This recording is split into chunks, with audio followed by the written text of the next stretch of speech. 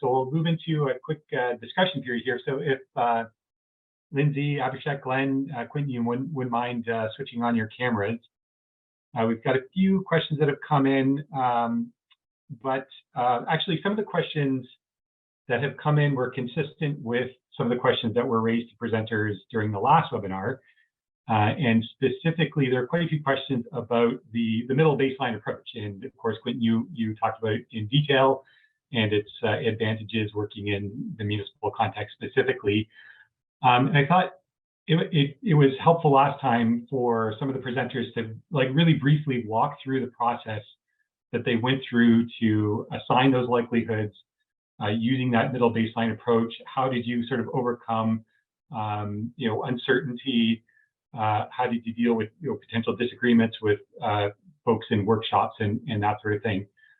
So maybe we'll start with Quentin, and then we'll have Lindsay and anybody else who'd like to comment. I was going to say, Dan, that we started off with 9 climate hazards, and once we went through the process to identify where there were high and very high risks, we actually came back down to 6 climate hazards. So when we actually applied the probability scale to the 9, it was pretty clear cut where based on the climate data portal was our default portal. We're very fortunate that in the area around the community we're working with, in the case of the city of Guelph, Waterloo and other communities, Pearson Airport is not that far away, a lot of detailed information to sort of balance out the climate data portal information. So we had a pretty strong confidence in what those projections were for 2050 and then 2080. And then when you apply them to the plus or minus 10%, the 10 to 50%, 50 to 100%, it becomes pretty clear cut.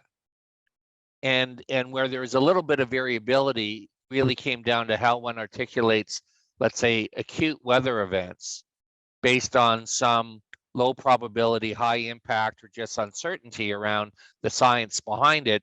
And then it gets a little bit more fuzzy as you're trying to deal with lightning versus high wind gusts versus hail. So you may have to differentiate those. But at the end of the day, you end up with 6.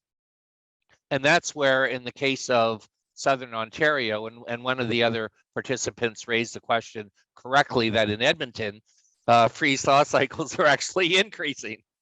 So in Southern Ontario, they're decreasing. And so the point of my mention of that is that just because it's decreasing and then it no longer becomes a high or very high risk, doesn't mean to say that it's not still very important to municipal decision makers. Because for the foreseeable future, that certainly in the next 5 and even 10 years, freeze-thaw is going to continue to pose the same problems on potholes than it has in the past. So this is all about incremental change and relative change, that delta change that climate change is going to create. And so the focus tends to be more on where do we need to invest more money, so where those risks and likelihoods are going to increase, as opposed to where we are going to accrue savings by avoided costs or avoided expenditures. So that was really what was coming out of the conversation. And just take that for what it is. Great, thank you. Lindsay?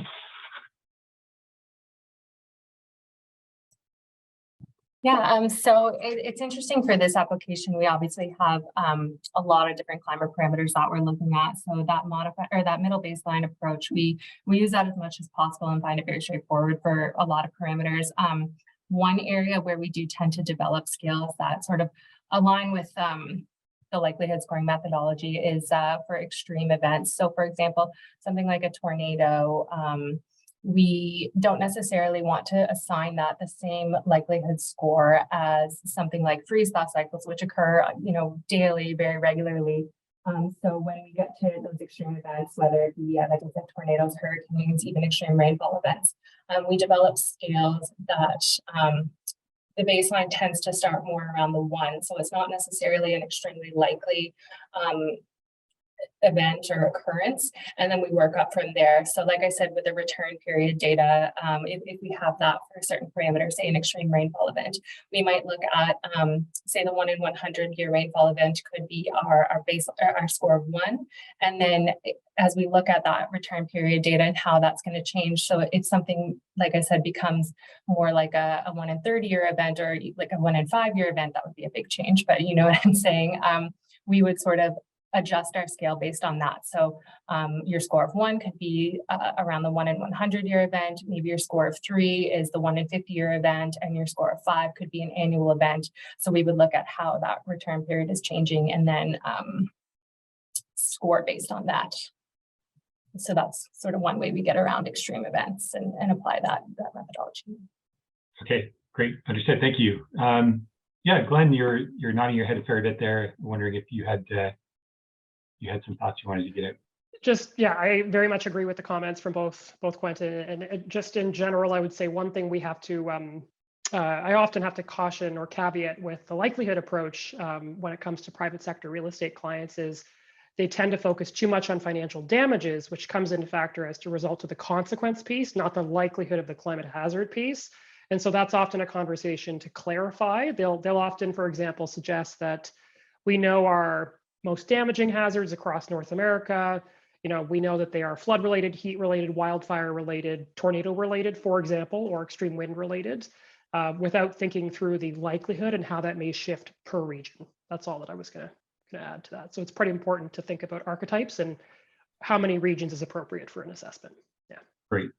Thank you. So Abhishek, you mentioned in your presentation a few times that your work was part of an internship.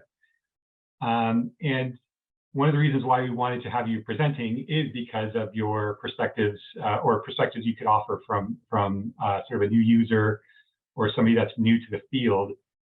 So if you could maybe just sort of elaborate on how you came across the PIEVC approach and why it was selected, and maybe some of the responses from your clients, Stratford and Charlottetown, with respect to outcomes of your process. That'd be good to hear. Yeah, sure, Dan. So like I mentioned, I started this thing as an intern, so I was looking for something to get me through this internship to identify climate adaptation and everything. So a lot of search and looking here, and then stumble upon Climate Lens. Going through, you used to get PIEVC protocol. I think I sent you, so get the PIEVC protocol, and I was just walking through it, and unknowingly I was kind of doing the high level, right? Because I couldn't go that deep because of my timeline, because I don't have access to a lot of data. So yeah, that was, and it's a very good, one of the very good aspect of it was there was a lot of literature available for me.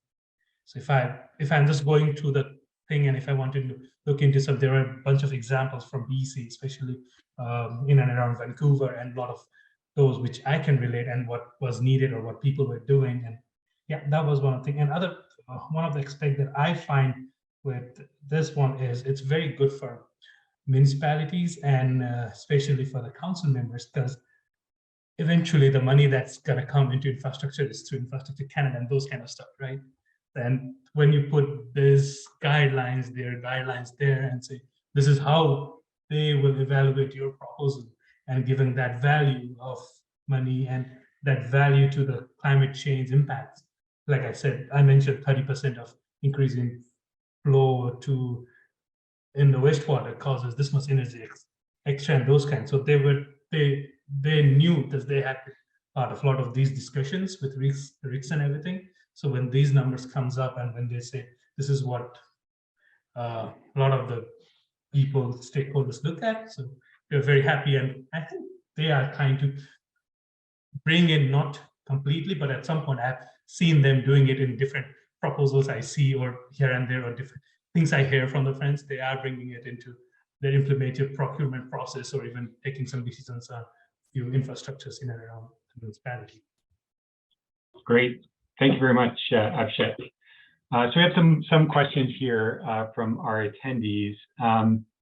And one question, I think, maybe it's related to what Glenn was mentioning about some of these climate tech companies that are coming online, and we may see them more involved in these types of assessments, for better or for worse. And so there's a question from Anna Hamid to any presenter. Have any of you encountered discrepancies, contradictory climate data from different jurisdictions, national, provincial, municipal? And if so, which source was chosen and why? So I think maybe turning back to Quentin, sort of from your long history in working in this area, if you could comment on this question, but also maybe some of what Glenn had mentioned about some of these climate tech companies. Are you seeing these groups having more, I guess, participation in work that you're involved in, or how do you see them coming into play? And how do you sort of see that affecting potential disagreements in data? Boy, oh boy, you're really putting me on the spot, aren't you? I can't deflect this to Lindsay or others anyway. Okay. The timing couldn't be more ironic or correct insofar as I've had a recent encounter with a service provider. And without pointing them out specifically, I would concur that, yeah, there's an explosion of those hanging up their shingles and their signs saying that they're experts. And with the proliferation of information and data, and then of course you bring in the AI component, which is a whole different conversation. There's just so much that's out there. And so, what one tries to do, I think, for most of us working in this field and certainly relying upon PIEVC protocols to make sure that it is transparent, that it is evidence-based, and it's scientifically defensible. And there's a big thrust in Canada, of course, through the Canadian Centre for Climate Services. And we just did a conference a couple of weeks ago on business continuity planning and emergency management, where we're educating that community. And one of the key speakers was Ryan Smith, who was from the Canadian Centre for Climate Services, and talking about the climate data portal. So whether or not, looking at Canada, what is becoming more universally accepted as the default for climate information, or to the degree that, and I note that they've actually upgraded to consider CMIP 6 as part of their scenarios, and then the shared social economic pathways. And so, I think there is a certain standard that we're all sort of expecting that's becoming more universally applied, whether or not you're working in Australia, working in the UK, or working in Canada. They're all sort of meeting that same level of standard. So it'll be interesting to see, really, from a private sector perspective, what is in their black box, what is their magic that they add value to this information that is already accessible to a majority of us practitioners, that gives us that competitive edge if we're dealing with it in that context, or for the purposes of our stakeholders, where there's information that's either temporarily or spatially granular that is important to the client, because that's ultimately the holy grail, is getting the information matched with the needs of the client. And what you don't want to do is be in a situation where you're spending too much time, too many resources, and over-promising information, when in fact, a little bit of information or a simple depth of information is all that's required for an analysis, or the opposite, where a much deeper dive is needed. Great, thank you, Quentin. Your perspective is very appreciated on that topic. So along the lines of climate data, we had a specific question for Lindsay. So we have about 3 minutes left. I'm hoping to get one more question to Lindsay, Glenn, and Abhishek. So maybe if we can go around relatively quickly. I have 2 questions for Lindsay. One is your source for wind-related climate data. And the second one is, could you expand a little bit? You mentioned part of your assessment included economic impacts associated with the bridges you're working on. Yeah, absolutely. So when it comes to wind, I'm